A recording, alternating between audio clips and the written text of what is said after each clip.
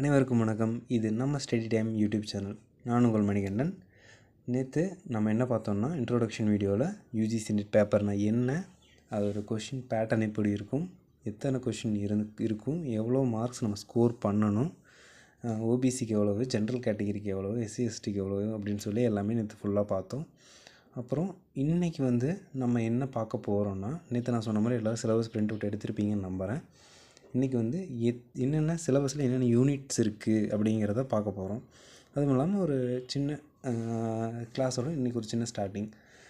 First unit teaching aptitude, second unit research aptitude, third unit comprehension, fourth unit communication, fifth unit mathematical reasoning and aptitude, sixth one logical reasoning, seventh one data interpretation, eighth one information and communication technology, ninth one people development and environment, tenth one higher education system.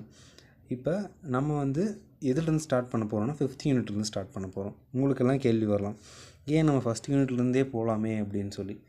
நான் நேற்று introduction வீடியோவிலே நான் சொன்னது தான், நம்ம எடுக்கிறது time ரொம்ப ஷார்ட்டாக இருக்குது. நம்ம ஃபுல்லாக ஃபோக்கஸ் பண்ணி எல்லாத்தையெல்லாம் நம்ம கவர் பண்ணலை.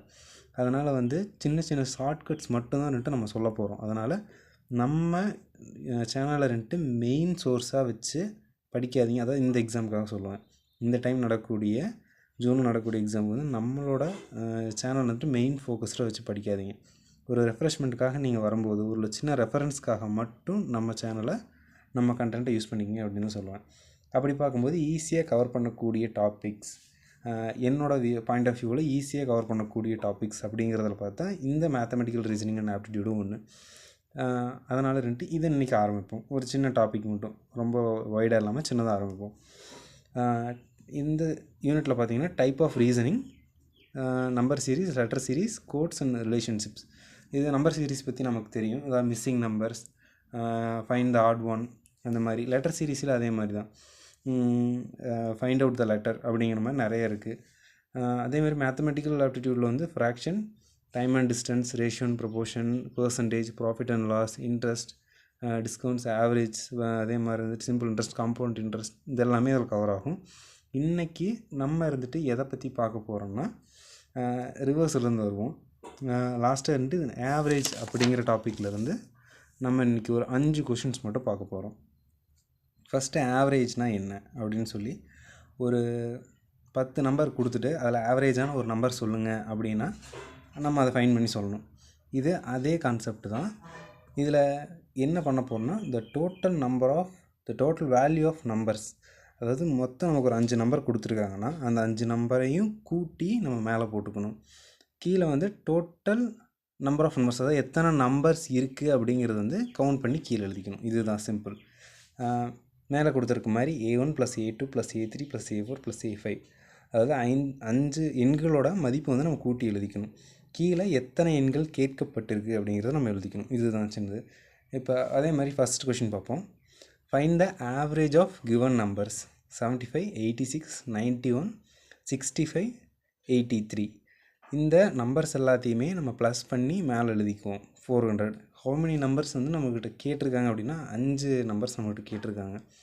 கீழே சப்ட்ராக்ஷனில் போட்டு நம்ம டிவைட் பண்ணும்போது நமக்கு 80 வேல்யூ கிடைக்கும். அப்போ இந்த நம்பர்ஸோட ஆவரேஜ் பார்த்தோம்னா நமக்கு 80 தான்.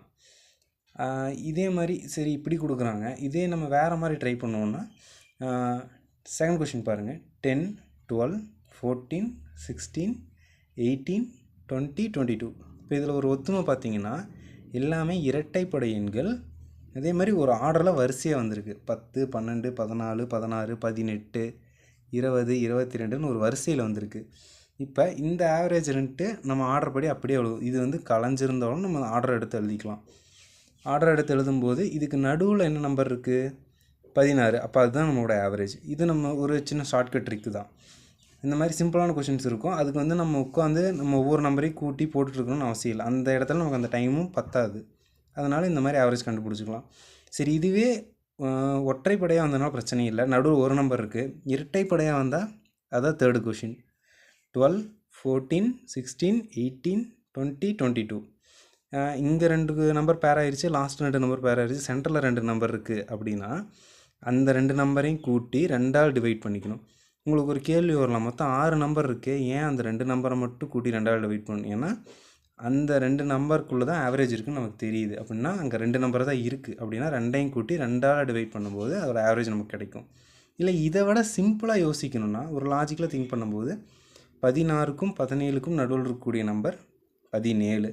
ஸோ அதுதான் நமக்கு ஆவரேஜாக வரும் அப்படின்னு சொல்லி நம்ம போட்டுடலாம்.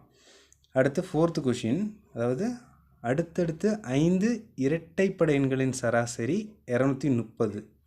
அப்படின்னா இருக்கிறதுலே ரொம்ப லீஸ்ட் நம்பர் என்ன அப்படின்னு சொல்லி பார்க்கணும். இப்போ கொஷினை நல்லா படிக்கணும்.